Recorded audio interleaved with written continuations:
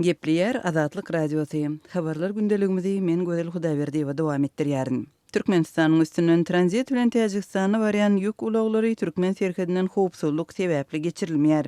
Bu barada Türkmen tarapynyň Täjikistan Respublikasynyň Daşary işler ministrligine uğradan resmi hatynda aýdylýar. Täjikistanyň transport ministrligindäki çeşmäniň 11-nji sentýabrda Azatlyk Radiosynyň Täjik gullugyny aýtmagyna görä, bu hatda Türkmenistanyň serhedinde şeýle-de Türkiýanyň, Özbekistanyň we beýleki ýurtlaryň awtouloglarynyň hem garaşyp duranlygy habar berilipdir. Bu ýurdun häkimetleri neşe trafiginden aladalanýarlar, şonuň üçin olar bu çäräni ulanmaly bolupdyrlar diýip çeşme aýtdy. Türkmenistan tarapyndan Täjikistana uğradylan hatda ulandan bu formulirovkanyň nämäni aňladýanlygy, neşe gaçakçylygynda Täjikistanyň raýatlarynyň tutulup tutulmanlygy we iň esasy onlar awtologa serhetden geçmäge haçan ruhsatyň beriljegi ma'lum edilmendir.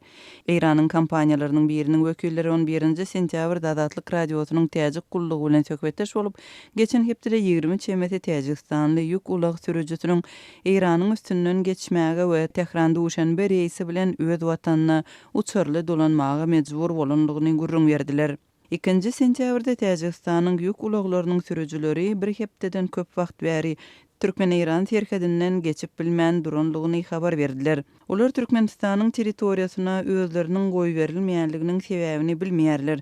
Sürüjüleriň maglumatyna görä İran-Türkmen serhedinde Täjikistana barýan onlarça ýük ulagy geçip bilmän dur. Türkmenistanyň gümrügi tranzit gadagançylygyny kommentirlemedi. Geçen hepde İran resmiýetleri serhetde dören bu ýagdaýa gatnaşygynyň ýokdugyny aýtdylar.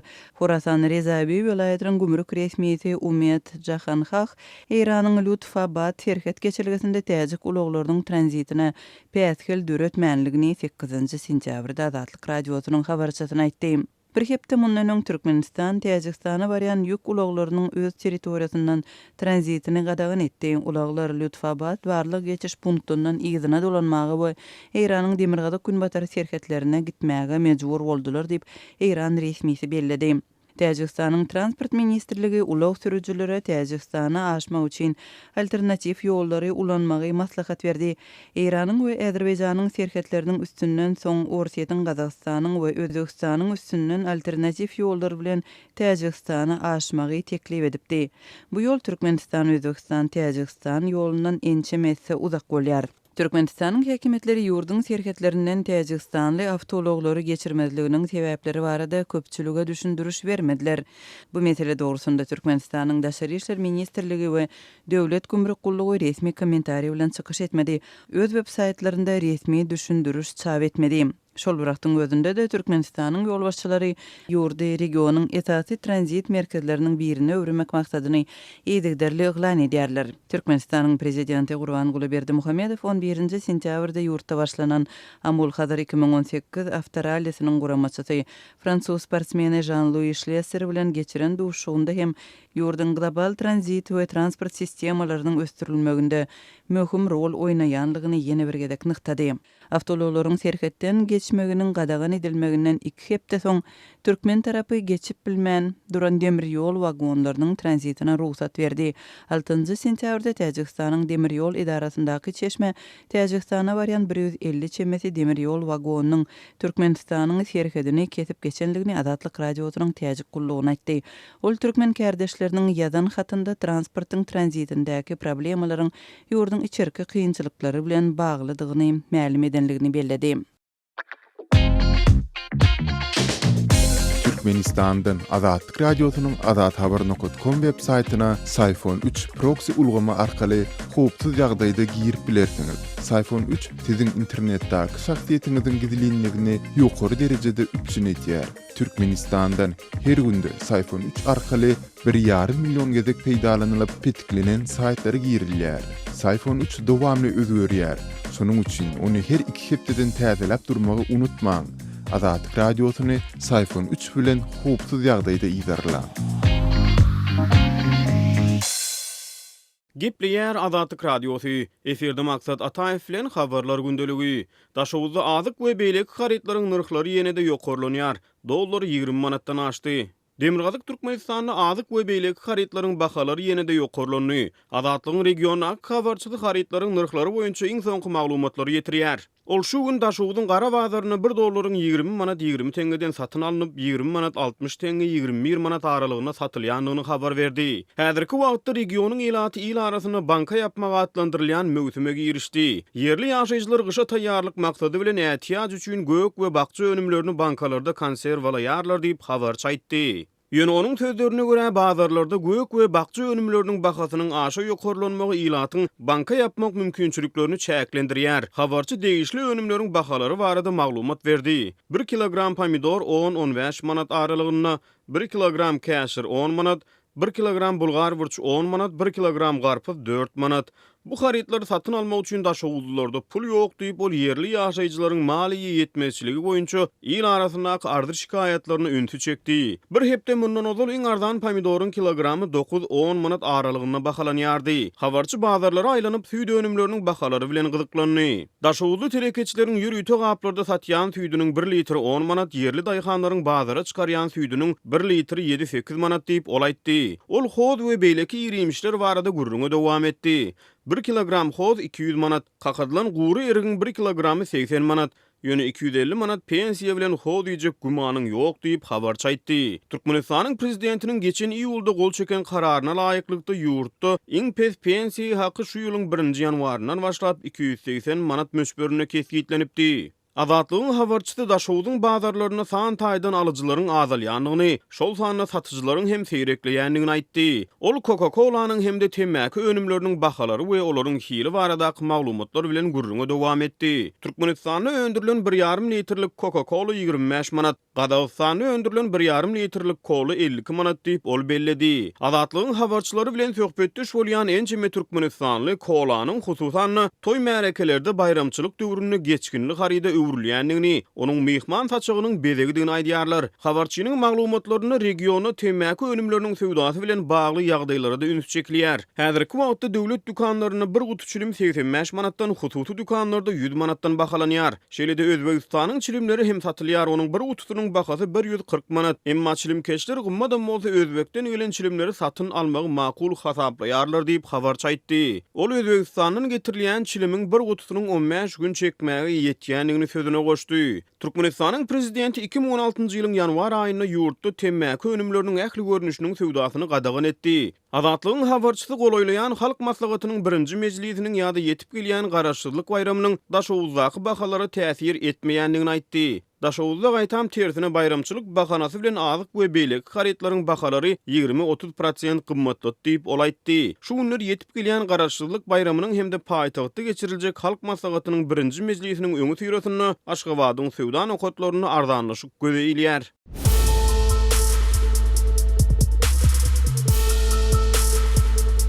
Öz sebitiňizde bolýan wakalar barada adatlyga maglumat bermek isleseňiz, biziň Facebook hasabymyza ýazyň. Bizi gözle bölümine Azatlyk Radiosu ýazyp tap bilersiňiz. Siz suratlaryňyzy we videolaryňyzy hem ýollap bilersiňiz. Azatlyk siziň şahsiýetiniňizi gizlinlikde saklar.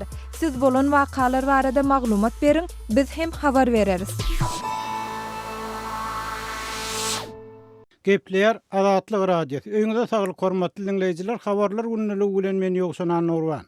Türkmen oşunlarynyň hataryna gulluk edýän ýöneki eskerleriň alyp ketmesini problemasy dowam edýär. Ilatyň durmuş ýaşaýyş derejesiniň peselmegi bazarlarda kymmatçylyk ýararly enatalaram esker ogullaryny gollap bilmeýär diýip Azatlygyň daşowuzdaky seçmesi oğlunyň gulluk edýän ýerine gidip gelen Guwodagly ýaşaýjy salgylanyp habar berdi. Ahal vilayatynyň Göktepe trawyna ýerleşýän Guriýer goşunlar polkuny gulluk edýän agtygymyň saglygyny ören alady diýärini Guwodag şäheriniň ýaşaýjysy Gülaýym Babaýewa Azatlygyň seçmesi bilen söhbetdeşlikde aýtdy. Onuň sözlerine görä agtygynyň gulluk edýän harby bölümini ady gönüller hemişe ýetmezçilik edýär we eskerleriň arasynda aşgadan keselleri bilen kesellýän olanlar barha köpelýär. Odal agtygym diňe ady üçin pul soraýardy. Emma indi derman üçin hem pul sorap başlady. Sebäbi soňky aýlarda izinden baryp bilmedik. Ýogsa başda bir kedek baryp elini harlap, eline birazjyk pul berip gaýtdyk. Emma öz ýagdaýymyz hem kynlaşdy. Maşgala bolup zordan gün görýärsiň Gülaýym Babaýewa gurrun berdi. Bu ýagdaý Azatlygyň Aşgabatdaky, Lewapdaky seçmeler hem tasdik edýär. Odal esker oğullarının aydından adı gönüllerini elten ya da başka adamlardan puli veren enatalarini bir iş edip bilmeyenliklerini sebebi durmuşun barha kımmatlayanlığını, ellerinin olsa aydan ayı yuqalayanlığını gurrun veriyarlar. Şeýlede seçmelerini goşunna gulluk edýän eskerlere her 6 aýdan berilýän täze egin eşiklerin her ýylda bir gezek berilmeli edilenligini, ýagny eskerlerin şol bir eşiklerini bir ýyllap geýmeli bolýanlygyny habar berýärler. Türkmen goşunynyň eskerleri Sapar Murat Niýazowyň prezident bolan ýyllaryna tassan öýlerini eklemeli edilipdi we goşunna gulluk edýän oglanlaryň belli bir bölegi wezipeli adamlaryň hojalyklaryny ulanýan ardan işçi güýjüne öwrilipdi. Şeýlede köne kösül, ýertik garby geýimli eskerleriň köçelerde çörek, çilim sorýany hakyny habarlar çykypdy. Emma bu ýagdaý ýurtda prezident çalşandan soň üýtgedi we Türkmen goşunynyň maddi enzamlaryň binýadynyň ýyl-ýyldan gowlandyrylýanlygy habar berildi. Emma muňa garamazdan soňky bir ýylyň dowamynda Türkmen goşunynyň azyp ketmesiliginiň tas kada öwrülip barýanlygy hakynda maglumatlar gelip gowşýar. Türkmen häkimetleri bu ýagdaý barada garaşsyz neşirlerde çykýan habarlara gön reaksiýa bildirmeýär we wagtal täze serhet galalarynyň we beýlek harby deskalaryň açylyşy, eskerler gyzgyn çörek, ýokumly naharlar bilen üpçün etmek gabatda görülýän şäherler, beýlek tagallalar barada telewizion ýarkaly habar berýär. Emma halk içinden anyk adamlardan we ogullar goşunna gulluk edýän enatalardan gowşýan maglumatlar Sapar Murat Niýazowyň döwründäki ýaly eskerleriň ýene-de hususy adamlaryň hojalyklaryna işledilip başlananlygyny tasdikleýär. Munyň üçin ofiserler bilen gurlaşyp soralýan pul bermek ýeterlik. Eskerler bolsa hojalyklarda gowrak naharlanmak umydyna bolup, beýli işe höwes bilen gidýär diýip Aşgabatly ýaşaýjy ogulunyň gulluk edýän ýerine baryp geleninden soň gurrun berdi. Mundan öň Goranmak ministrliginden barlygçy geljek diýseler, eskerlere berilýän naharyň hili azajygan bolsa gowlanýardy. Emma minister däl, kim geljek diýilse de hiç zat üýtgeni ok diýip Aşgabatly esker ogluny salgylanyp aýtdy. Serhedawat, Tagtawalar etrafynda hem serhetçi eskerleriň ýagdaý gözüňi, bu ýerde azyp ketmesili bilen bir hatarda dedawşyna, ul eskerleriň agalygy hem höküm sürýär diýip Azatlygyň Marw vilayatyndaky seçmesi habar berdi. Azatlyk radiosu Telegramda. Bizi Azatlyk radiosu sözü bilen tap bilersiňiz. Azatlyk radiosu arkaly öz maglumatlaryňyzy ýyla ýetirmekçimi? Biz bilen Telegram arkaly ýagny goşmak belgisi 420 724 168 983 we goşmak belgisi 420 773 797 383 telefon belgileri bilen habarlaşyň. Biz siziň şahsiýetiňiziň gizlin saklanjakdygyna kepillik etýäris. Gepleýär Azatlyk radiosu. Öýüňizde saglyk hormatly dinleýijiler. Efirde habarlar günneligi bilen men ýokşan Nurwan. Türkmenistanyň Balkan vilayatyny 130 goloy lukmanyň iş sorunu boşdur.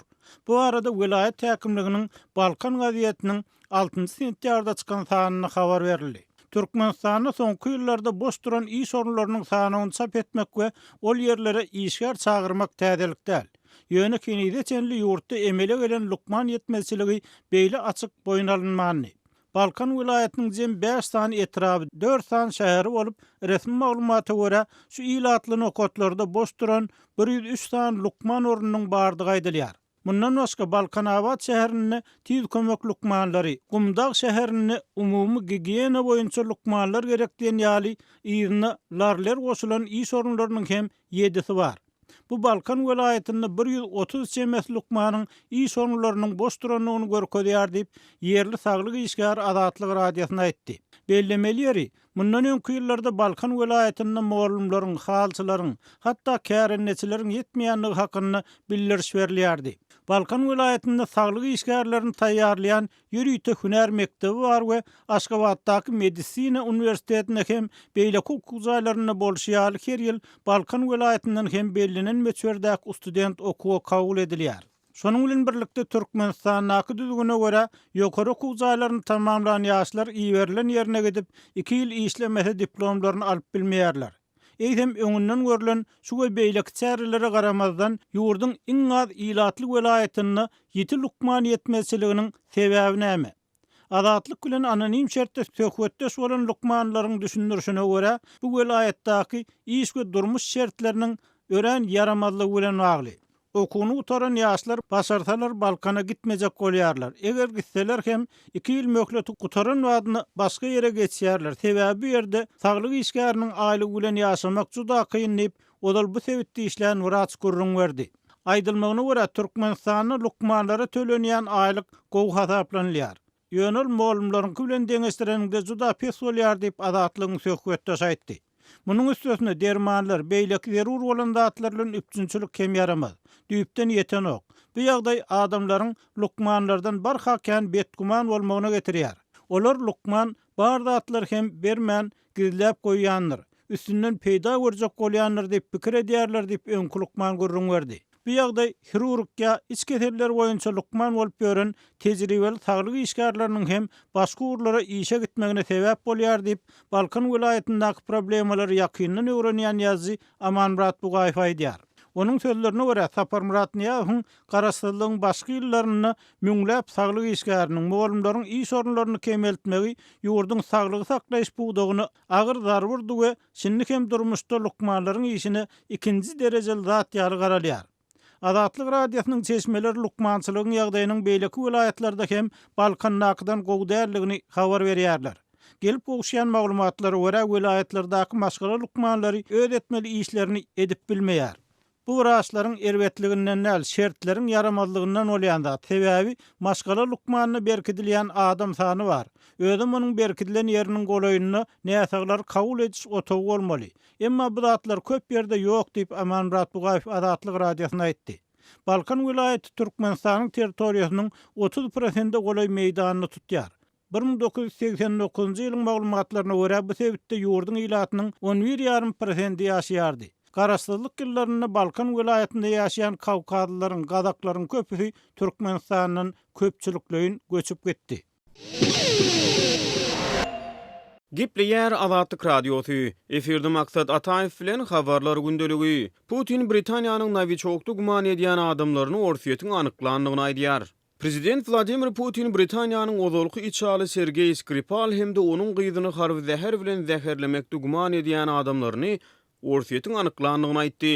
Britan häkimiýetleriniň tersine olaryň sivillerdigini öňe sürdi. Biz olaryň kimlerdigini bilýäris. Biz olary tapdyk diýip Putin 12-nji sentýabrda Vladivostokda geçirilýän uzak günler ykdysady forumuny eden çykyşyny aýtdy. Olar elbetde sivil adamlardyr diýip Putin belledi. Britan hökümeti guman edilýänleriň Rus harby razvedkasynyň ofitserleridigini aýgytly aýdypdy. Putin agzalýan 2 adamyň hiç ýyly jinaýatçylyk bilen ilteşiginiň ýokdugyny hem de olaryň özleriniň bolan wakalary barada gurrun bermeklerini umyt edýändigini aýtdy. Bu hemmeler üçin gowy bolar diýip ol belledi. Putin guman edilýänler boýunça orsiýetiň Britaniýa kömek etjekdigini alamatlandyrjak hiç zat aýtmady. Onuň ýüzüni sapajaklady we den gurruny bu meselede orsiýetiň kömek etmejekdigini alamatlandyrýan çemeli. Orsiýet içalygyny we onuň gyýdyny zäherlemek hadisasyny özüniň gatyşygyny çürtkesi gret edýär. Bu onuň günwatar bilen gatnaşygyny dartgynlaşdyrdy. Putinin jarnamasy Britan häkimiýetleriniň Aleksandr Petrov we Ruslan Boşirov diýip anyklanan adamlaryna garşy adam zäherlemekde günah bildirmeginiň bir hepde ýanyna gabat geldi. Britan hökümeti bu jüwüdi Novichok atly Sowet zäherini bir kanun ýollar bilen atyr gabyna salyp Britaniýa girizmekde hemde onu Skripal'yň Salisbury şäherine ýerleşýän öýüniň işigini zyňmakda aýplaýar. Rus harby razvedkasynyň öňkü ofitseri Skripal Salisbury şäherine 2010-njy ýylda sowuk urşuny ýatladýan içaly almaşmak çäresiniň ýany gelip ornaşypdy. Hüjümden soň saglyk ýagdaýy agyrlaşan 67 ýaşly Sergey Skripal bilen onuň 34 ýaşly gyzy Yulia Skripal hastahanada saglygyny dikeltdi. Häkimiýetleriň aýtmagyna görä hüjümçüleriň taşlap giden atyr gabyny tapan başga bir jüwüdiň saglyk ýagdaýy yaramazlaşýar. Olardan Charlie Rowley'niň saglyk ýagdaýy hastahanada bejergi alandan soň gowulaşdy. Ýöne onuň ýoldaşy 44 ýaşly Dawn Sturges 8-nji iýulda aradan çykdy. Britan häkimiýetleri dakma at ulananlyklaryny çaklaýan bu iki Rus raýatyny tutuk etmek üçin Ýewropa orderini çykaranlyklaryny aýtdylar. Putin olaryň dakma ýa-da hakyky at ulanyp ulanmanlyklary barada gurrun etmedi. 9-njy sentýabrda Britaniýanyň içeri işler ministri Sajid Javid Britaniýanyň bu iki adamy Russiýadan çykan halatyny destine ele salyp jogap kärçilige çekjekdigini aýtdy. Javid Orsiyetin Harvard razvedkasynyň ören düzgün nizamly guramadygyny hemde onuň diňe Rus hökümetiniň iň ýokary derejeli wekilleriniň buýrugy bilen hereket edýändigini aýtdy.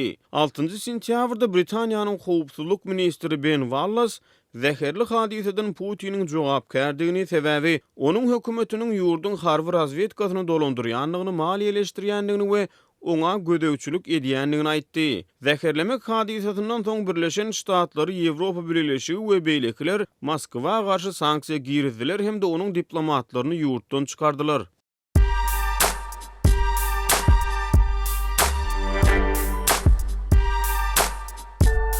Qadarly dinleyijiler, indi siz Türkmenistanda bolup geçýän soňky wakalary Azatlyk radiosynyň Odnoklassniki sahypasyndan hem izarlap bilersiňiz. Bu sosial ulgamda köp sany Türkmenistanlylaryň bardygyny nazarda tutup, Azatlyk radiosy bu ýerde hem öz sahypasyny açyp, maglumatlaryny ýerleşdirip başlady. Bize goşuluň.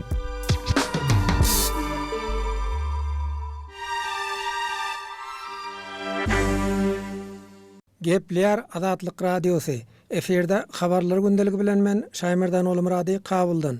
Demirgazyk Awganystanyň Jowzjan welaýatynyň Hamyap etrabyny mundan 2 gün öň Taliban basyp aldy. Etraby ýerine gaýdyp almak üçin alada edilýändigini resmiler aýdýarlar. Hamyap etraby strategik regiondur. Hamyap ýagny Hamyap etrabynyň deňinden Amy darya egilip öz akymyny Türkmenistanyň içine gönükdirýär. Şo sebäpden Hamyap diýmek Farsy dilinde Amy daryanyň Türkmenistana tarap sulyan ýeri diýmekdir. Hamyap etrabynyň häkimliginiň binasynyň göz ýetim golaýynda Türkmenistanyň Bosaga atly ýeri ýerleşýär. Serhat ýakadaky harby postlar hem jeňçileriň ýeçiline geçdi. Ýagny Türkmenistanyň serhatçyları Taliban ýaraglylary bilen ýüzbe-ýüzdür. Hamyap etrabynyň häkimi Engineer Ahmet etraby jeňçilerden ýerine gaýdyp almak üçin taýýarlyklaryň görülýändigini aýtdy. Onun üçin Şuburgan şäherinde maslahatlaryň geçirilýändigini häkim bildirdi. Merkezi hökümet hem ýagdaýdan habarly. Hamyap we Garkyn etraby talip söwüşçilerinden arasalanar.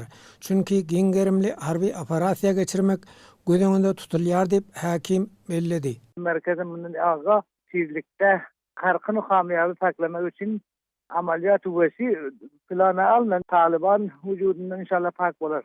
Belli bolşaly etrap häkimliginiň binasyny we beýleki döwlet idaralaryny jeňçiler ýumrupdyr. Hamyap etrapynda dik oturan hökümet binasy galmandyr. Harby operasiýadan soňra döwlet idaralarynyň gaýtadan dikeldiriljekdigini häkim Engineer Ahmet aýdýar. Olar ýyksa hem bile ýa-da gaýtadan guşa bilerse, tamirlerini ýykanamasa, inşallah o programlar soň amaliyatdan soň inşallah o derneğe döwlet aljak onam. Häkimiň aýdyşyça uruşda köp adamlar bosup çykmaga mejbur bolupdyr. Hamyap etrabynyň obalaryndan halk beýleki welaýatlara bosup çykypdyr. Uruş korkup Mazar, Şeburgan, Akçaw, Anhyş çetlere bartem gideni bar. Akly köp teşwişde, bular köp gaty gynançda şu obalar. Şonuň üçin bir teýdarlar göçýär da, özü göçüp çykýarlar solardan. Hamyap etrabyny Taliban öňem basyp alypdy. Ýöne Talibanyň etraba eden bu saparky hüjumynyň tapawutlygyny häkim Engineer Ahmet ma'lum edýär. Hüjumçylaryň arasynda Özbekistanly we Çeçenistanly militanlaryň bardygyny häkim habar berýär. Bu uruş öňkü hem tafawutlyrak, ol kuruşlardan bu uruş näde tafawutlyrak munda Özbekistany we Çeçeniýaly amaçul awal bula daýy şupunda diýsem Talibanyna teslim boldy. Şol nakybyň ýanynda Özbekistan, Çeçeniler bar. Köp bular müjahez talasan bar. Bar. Şu Özbekistandan köprek bar. Hamyap etrapy Türkmenistanyň serhat ýakasynda ýerleşýär. Awgan serhatçylarynyň harby postlaryny hem Talibanlaryň basyp alandygyny häkim Engineer Ahmet gurrun berdi.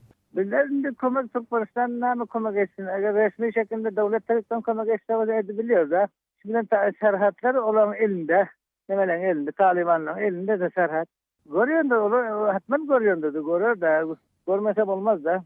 Olar da imkanı var korkulmasa, lakin olar bir için irtibatımız yok. Hormatly dinleyijiler, şunun bilen habarlar günneligi gepleşigimizi geçirip utarýar. Saatlar kesmeden soň programmamyzy gaýtadan ýazgyda dinläp bilersiňiz.